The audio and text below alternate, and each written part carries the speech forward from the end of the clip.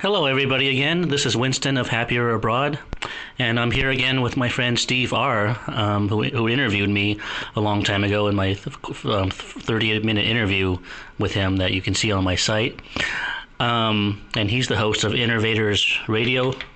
And today we're going to be talking about comparisons between America and most other countries in a lot of different categories and subjects.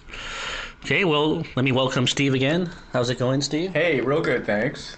Why don't we start out? I think the last time we interviewed our topic, I think I mentioned how overrated America is and how overrated most of the women are on a global scale. You know, if you were to measure it on a global scale and you factor in other things like character, sweetness, difference in how much more feminine some of the women are overseas, like the ones that giggle and clearly show they're happy with very little. Very little makes them happy. In this comparison chart, I think down, near the bottom, it talks about healthcare, and it's just absolutely ridiculous how our dysfunctional healthcare system here is in America. We're conditioned to expect rate increases, yet there's no accountability in terms of costs. So everybody's picking the pockets of the average American, and that's just one big way among many. People don't seem to add it all up. If they did, they'd realize that America is extremely overrated in many, many measurements. We might get into more. But let's just go right into the comparison chart that I'm seeing here. And you mentioned people live to work, and whereas overseas people work to live, like in Europe, Latin America, Australia, they appreciate experiences rather than material things. So to make them happy, they don't feel the need to have all these consumer choices where I got to get that new car to be happy, to impress the neighbors. It's more like life experiences, special vacations with good friends and family that ultimately when you're older you're going to think back on. You're going to think back, not that car that's depreciating, which is not an investment, by the way, people. If you really look at how rapidly cars depreciate, it's not exactly an investment. Okay, so cost of living, crazily expensive, and this was back, I don't know, years ago when you put this together. It's only gotten worse, right? The cost of living here in America. Yeah, I've been out of the country for a few years, and then I come back, and everything's just a lot more expensive than they used to be. I mean, usually you could get a restaurant dinner for $6 or $7, and now it's like $10 at least. And with tip it's more, and with a drink it's more than that. It could go up to $15. And I was shocked to hear that Disneyland now costs like $100 or $130 to get in. And when I was a teenager in the late 80s, it costed like $20 or $25 to get in, and that's a ridiculous increase. I mean, it's just out of proportion, and especially with the economic troubles, with the high unemployment rate, I mean, it's just not fair or sane to have so many price increases, and there's just something wrong. I mean, something's out of balance in our economy, and yeah, I would definitely agree with that, and we can certainly expand on that. That can take hours, no doubt. You mentioned the number 3, women are selfish entitlement queens, and I'd have to agree with that. We talked about how dysfunctional the dating scene is. That's a whole other topic, but if you're a guy and you run out of money and you're not, caving into pressure of buying, expensive furniture, expensive cars, going out to dinner far too much every week, 4 or 5 nights a week, which is a complete waste of money, and not as healthy as cooking, which is much cheaper. If that situation changes, which is the expectation of bigger houses, it seems like American women aren't so eager to downgrade. It's like they're going to replace you before they're going to downgrade their lifestyle. So I agree with you there. Yeah, well, they're taught that they deserve the best of the best and should never settle, and that's like in the top 5 or 10% of men, and most men don't fit in the top 5 or 10%. I mean, and just being a nice guy with a stable job is not good enough. You have to be, you have to have everything: looks, status, money, charm, charisma. You have to appease to all her needs and be almost perfect in every way. And it's just too much pressure, and it's not fair, and it's not normal. Yeah, well, people think and that's normal. If you saw the difference overseas, you think it's normal. But then when you start to date people overseas, they just want a guy who's faithful, who has a stable job, if that's what they hope for. And the requirements, they don't have 50 of them. That's about it. That he's kind, he's faithful, and he has a stable job. Now, that's three things which are very realistic and very understandable and very obtainable and reachable. American women now, they've got like 50 requirements now, and if you don't meet them all, I guess they're just gonna find somebody that can provide them, and they'll go without until they find that guy or get used by a player. So, again, big difference there. People are also segregated and paranoid of each other, you mentioned. yeah, I mean, like I said in the last discussion or broadcast, that people are like in a bubble. There's a saying, every man is an island here, and they're just segregated. They just don't. I mean, even neighbors don't talk to each other much. They might wave occasionally, but that's it. I mean, they don't get to know each other or invite each other over. There's just not a feeling of connection or of camaraderie, even of true friendship. I mean, there are some quotes on my site where people said that, like in India, for instance, someone told me people may not say hi casually to everyone, but if they get to know you, they'll do things to cement a friendship a lot quicker. They'll than they will in America. Here people might smile superficially, but they won't do anything to bond with others or cement a friendship. And Well, it's interesting you mentioned that people drift apart easily, and I can relate to that because I've had some good friends that have drifted away, and usually it's when they get married, and it's the influence of their new partner that has a lot of say in why you never hear from them anymore. So, I'm sure that's not the case overseas. You don't have women saying, "Why are you talking to your friend?" It should be, and they're thinking, the women here, that they should be controlled more. And guys don't like being controlled. They, instinctively, well, I hate to say it, but they used to like variety, but they like freedom. And it seems like I'm going off track here, but in America, guys seem to have to give up everything that makes them happy, and women expect to get everything they want. And especially in divorce, my goodness, how lopsided the law is. It's like nobody cares about a guy's feelings if he gets divorced. Nobody cares about his happiness. He's supposed to continue to sacrifice for the behalf of the kid, and oftentimes gets demonized.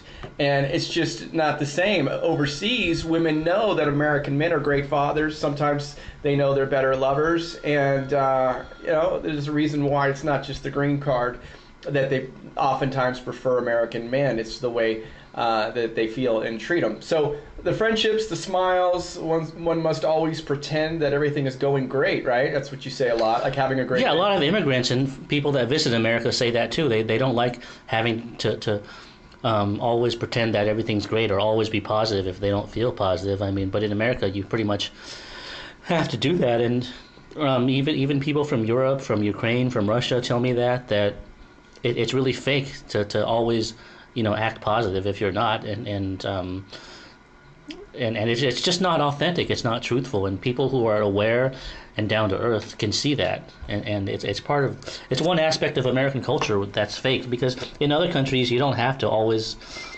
act positive or pretend to be positive. You can be more honest and truthful, and that's the sad thing about America, is that people place positivity and political correctness over truth and honesty. And that's sad, because truth and honesty should be at the top, not political correctness or positivity.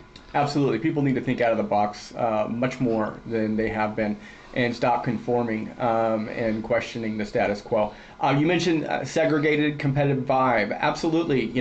Back in the suburbs, remember, you're supposed to go, do what society tells you to do, right? Go to college, waste 5 years there, not realizing until it's too late that experience is king.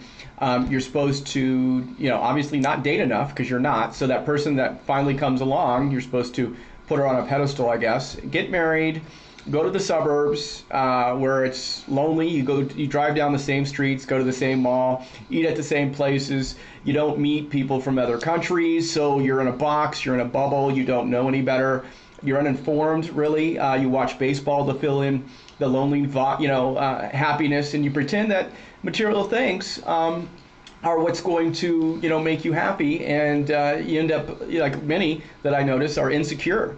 People are so insecure; they're trying to outdo you with their brand new car that they can't even afford. And what do you think about that? Yeah, yeah, people are just too materialistic in America, and there's a saying that's really true that I thought up, which is that in America, the human soul has been replaced by the pursuit of money and materialism, and that's why, compared to most countries, Americans just seem so soulless. They have their eyes are empty and soulless, and there's just no feeling that you're around people that are soulful or authentic or deep, So it's easy to feel alienated here, especially if you're soulful or authentic or you're a sensitive person. Well, you're absolutely right. You mentioned in the last one, and I think I first brought this up to you, how Americans lack a curiosity, which is a big, big, big problem. If you're not curious, then maybe one of the problems you mentioned, that meeting people is restricted to closed cliques, which is a huge problem. And part of that is because people aren't curious to get to know other people. I guess they don't realize that other people may have some wisdom that can benefit them. Some awareness, that can help make them grow as a person. But instead, they're insecure. They think they know it all, and they really don't. And I don't understand why they lack a curiosity to want to get to know people. Everybody's got something of wisdom that others can benefit from. I get that. I know that a curiosity pays off. But most Americans don't, and that's just ridiculous. Meeting people, okay, so you mentioned that women are conditioned to despise men, look down on them. Now that is conditioning, much like the programming that society in America, the media, etc., makes women feel that they've got to spend to be happy.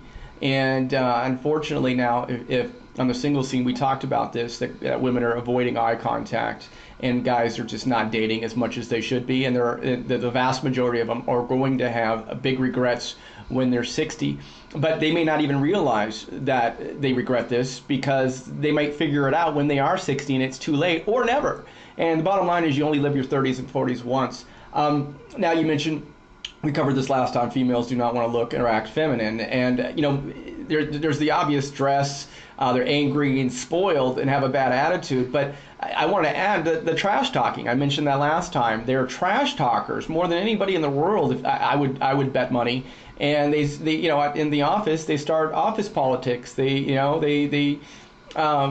Some people, I've heard somebody say, there's too many shit starters, and that makes everybody suffer at the office. Now, you mentioned also single men outnumber single women here in America, and you're absolutely right on the money. I had somebody else told me from Peru that his explanation was there was an influx of male immigrant workers in the tech industry, especially on the west coast of America, and the statistics definitely confirm that. You mentioned women don't really need money anymore, maybe because they're so empowered financially. In fact, they're getting a lot of the jobs now, because in sales, a lot of the jobs are sales related, and people buy from women. Maybe they trust them. Maybe if they're a single guy, they think they stay on the phone, they're going to get a date, with them. And for many employers, I mean, not all of them, but some, they just want another skirt to chase. I hate to say it. I know how that sounds, but that's reality. It's true. Yeah, and we're talking about reality here. Okay, we're not going to sugarcoat things. And then back to another point, women don't, they have unrealistic standards. They're just too good for everyone. They think they're much better than they are. I've said it before, even a 7 thinks she's a 9, holding out for a 9. If you're in the majority of men, you go without, and you're wondering what's going on. It's just a big problem. And the attractive ones are unavailable. I mean, guys, think about it. When you're out during the day, it's not just at the bars or the clubs. When you're out during the daytime, look how many women have rings, how many women avoid being hit on. They avoid eye contact with you. And it's like anyone attractive, it's either they're too good, like I'm saying, they're too overweight, they're too young, or they're too taken. Look at the rings. You don't find that in the countries that we've pinpointed, that we've put effort into, showcasing. And that would be certainly in much of Asia, you mentioned in Europe, you can see it, Winston, in your videos, how happy you are, how confident you are. I mean, it's just amazing how much of a different person you are in your videos. And so, go ahead. Well, yeah, there's a guy named Grunt on my forum who made a good point that if you come out of your shell when you're overseas, that person who's out of the shell is the real you, whereas the person in America is a prisoner, nothing more. Because in America, everything's just so repressed. I mean, whereas in Europe, everything is more social and more flowing and more just more open. You know, the social scene just flows a lot more naturally. And it's ironic because somebody else, one of my culture advisor, Ladislav, he said that in the 19th century, people thought the opposite, that America was more, wild and free and spontaneous, whereas Europe was more rigid and repressed. I don't know if that's true or not, but that was the impression that historians write, and now it's the complete opposite. I mean, Europe has evolved, and people are just more passionate and just more natural and more. They just seem more alive. That's the most important word, alive. And by the way, this comparison chart we're looking at, I mean, you can find it on my website at happierabroad.com. There's a link to it at the top of the homepage. You can just see the link. It says comparison chart. And you'll find that at the top of the homepage. And I should also say that even though the stuff we're talking about here is taboo, I've heard a lot of guys talk about this stuff. They do talk about it in private conversations, especially the expats that live overseas. A lot of American men or Western men who live overseas, they'll talk about all these comparisons in private conversations, but for some reason nobody has the guts to make this type of comparison public. And I'm one of the few people that do, I mean, a few other people do too, but they don't get to it in depth like me and my friends do. It's not as in depth.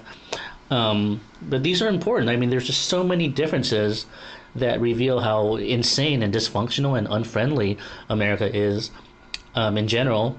But people are afraid to talk about them because you're in society. You're taught to blame yourself. You're not. You're taught that society is normal and that the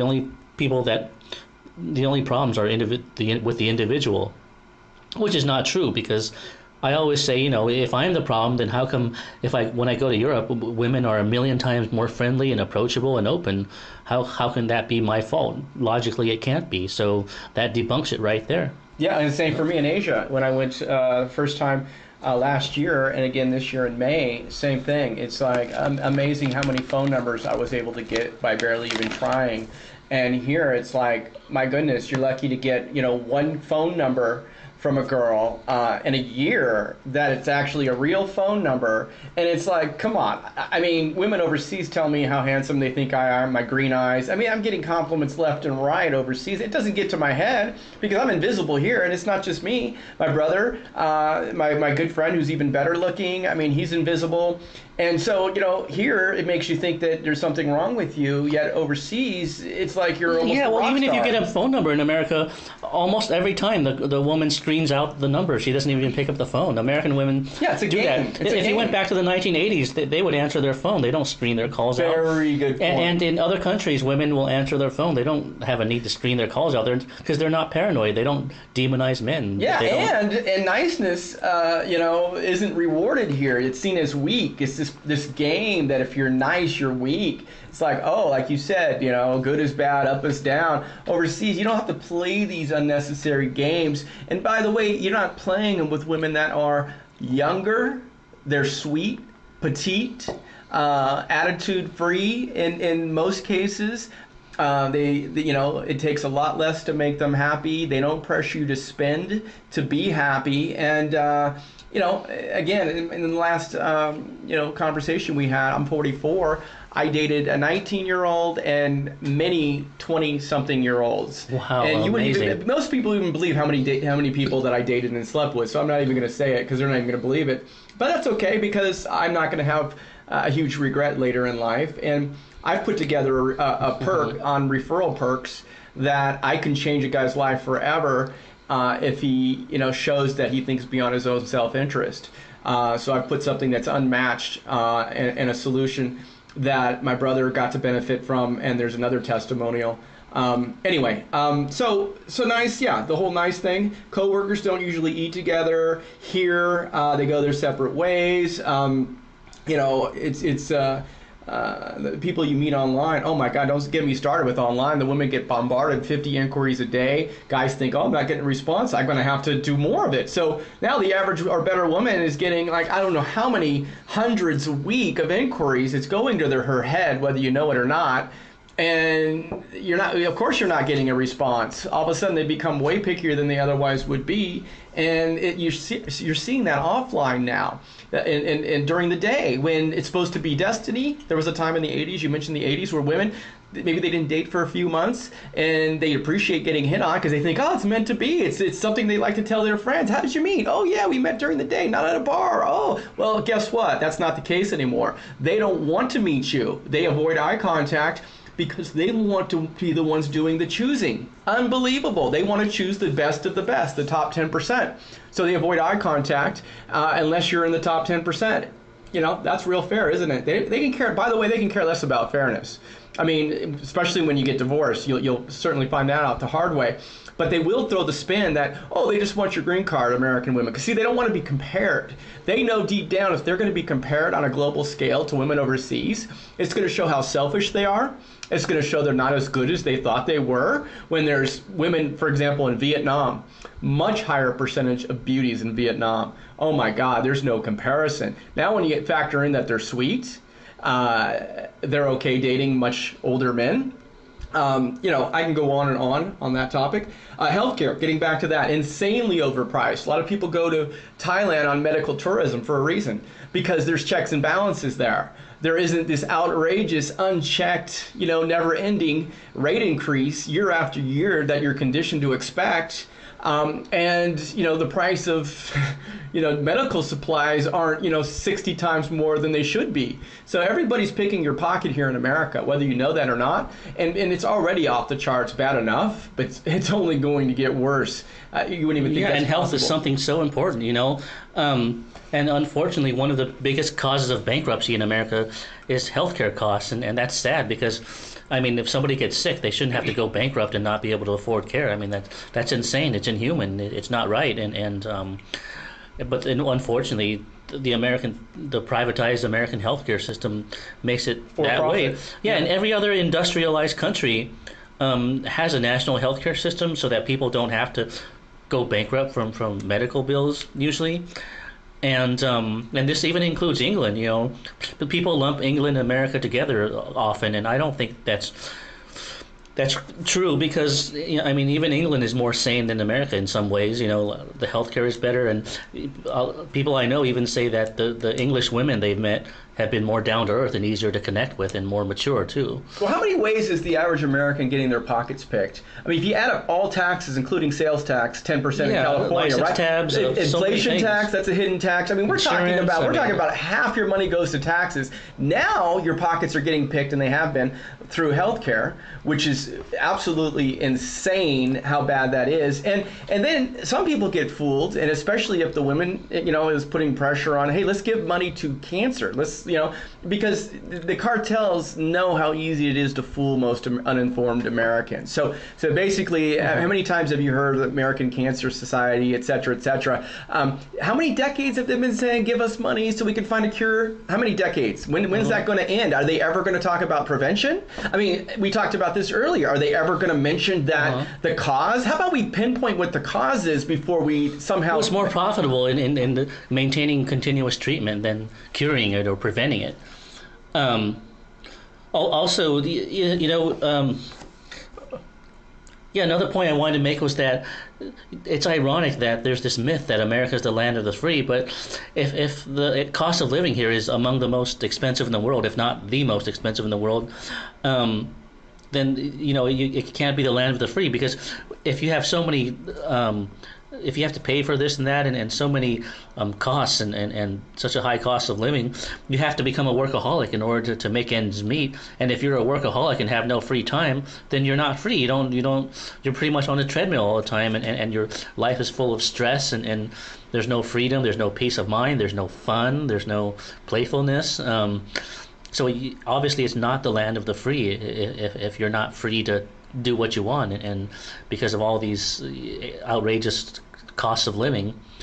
Whereas, if you were in Thailand and everything was much cheaper, food is $1 and apartments are like $100 or $200 to rent, then you have more free time to go out and have fun and to meet women, go out to the beach, and you're a lot more free than in Thailand or even in Mexico than here. And that's ironic because you have this illusion that America's the land of the free when it's anything but.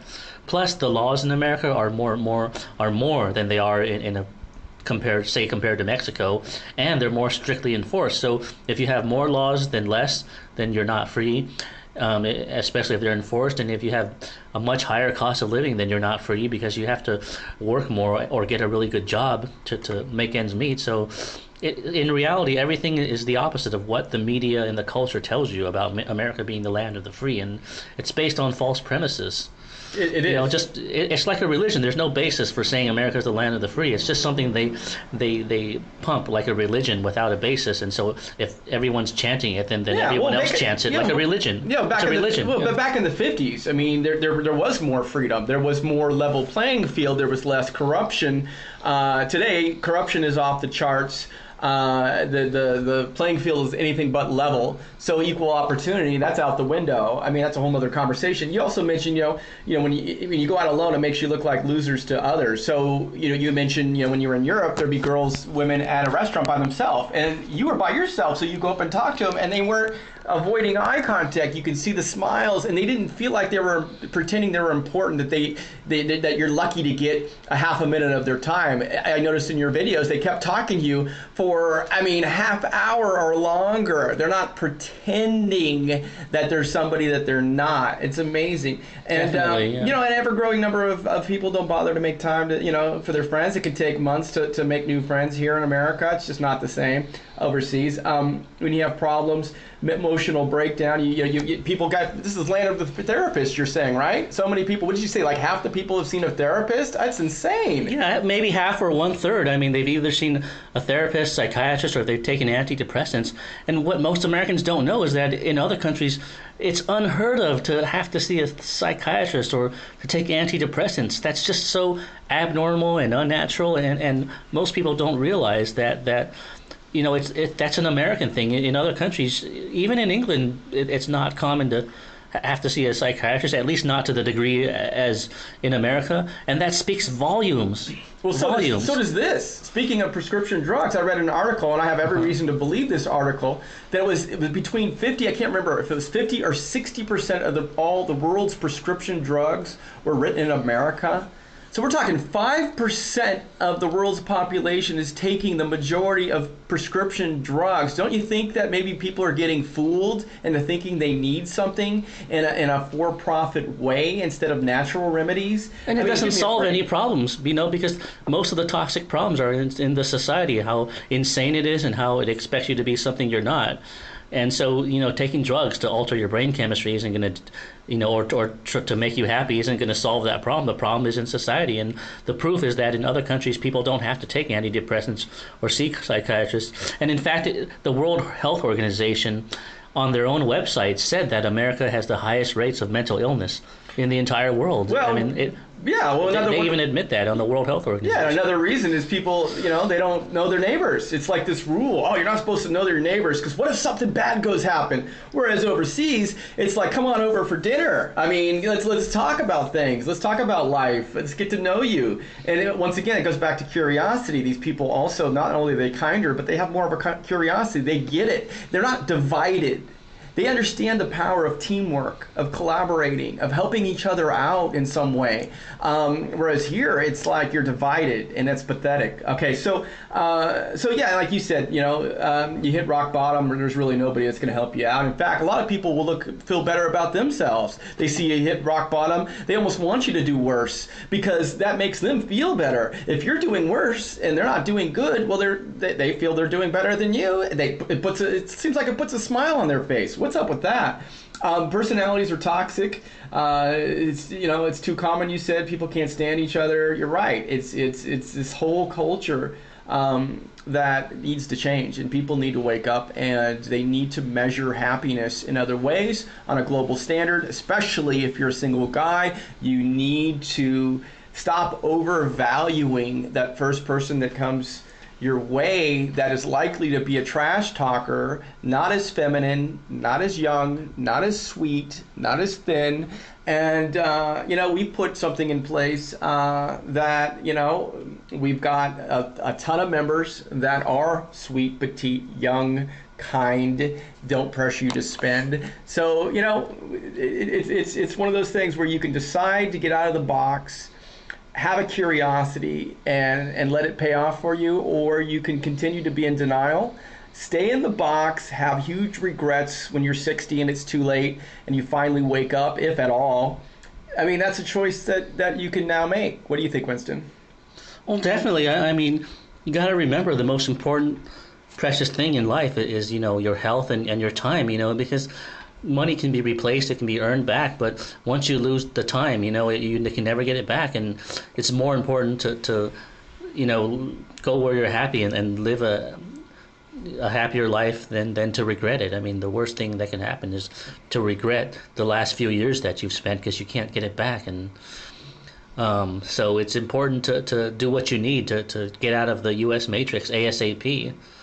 Otherwise, you'll regret it more later. You'll just become more depressed when you're here because, there's just not much you can do here except make money and shop and consume. I mean, there's just no connection to other people. People aren't friendly. Women aren't friendly. It's just not fun, especially if you're a man that likes women. It's just not fun because they're just so hostile and unfriendly, and there's a negative tension. But here's the thing, a lot of guys don't want to admit it. They don't want to admit that one of the most important aspects of their life in terms of their happiness, their love life, their dating life, that they're failing. They don't want to admit to that. But really, it's like, be a man, admit it. Like I was telling you, I was married for 14 years, got divorced. You got thrown into the single scene, and I should have just embraced it. But the problem is that in the 4 years prior to my awareness and going overseas, I think I counted something like, I don't know how many truly exciting nights. And I don't like my weekends being wasted, and even weeknights, because I know it doesn't have to be that way anymore. But out of 15 exciting nights that I counted, approximately, it was 11 of them took place overseas in 2 months. Now, what does that say for the remaining 4 years? I just didn't have excitement, and at least I can admit it because I wanted to do something about it, and I have. And now I'm out of the matrix, and I'm a much happier guy. My life has been changed forever, and it's a choice that I made. But I had to first admit that I wasn't getting results, and I knew I wasn't alone. I knew I was in the same boat, and I admitted that I was failing in one aspect of my life. And that's what it takes, is to admit it. Be a man and admit it. Then you're going to be able to do something about it. Definitely. I mean, most guys are in denial. They just focus on work, and if people ask them if they're dating anyone, they'll say, yeah, I'm dating, and then you ask them specifics, and then they trip up. You can tell they're lying. And when you ask, like, where did you go? Where did you meet this girl? What's her name? And this has happened to me. I asked some guy. He's like, oh yeah, really? Tell me, give me more specifics. And it's like they want to avoid it because it's become or they'll just say they don't have the time right now. They're focusing on other things. Yes. They'll always have excuses. Yeah. But deep down, the average guy just has no choices in America. I mean, everything is against them. Everything, and we'll go into that. Factors. We'll go into the other factors beyond what's on your website. So, in our next interview. Yeah, we'll do this again. So, anyways, thank you all for listening. Hope you found this interesting and that you've learned something. And to learn more, go to www.happierabroad.com. And we have a lot more information on there, including a big forum with a lot of intellectual, free-thinking people and expats on there. So feel free to visit us. I'm Winston Wu again, and thanks for listening. Take care. Bye now.